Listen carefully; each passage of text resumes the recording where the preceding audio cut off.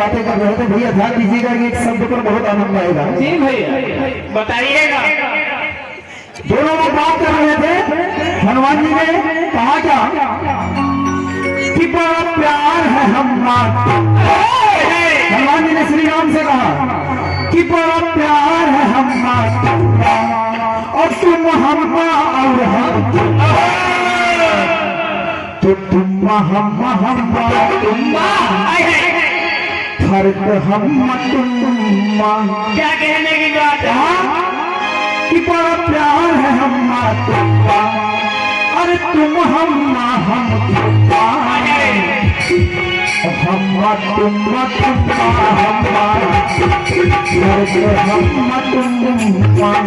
एक ही फर्क है, और फर्क क्या है कि तीन है पिताजी हमारे। हनुमान जी ने कहा जाता है शंकर सोन के शरीर नंदन। अरे तीन है पिताजी हमारे और एक अम्मा, और भगवान राम के एक है पिताजी तुम्हारे और तीन अम्मा, तो हम तुम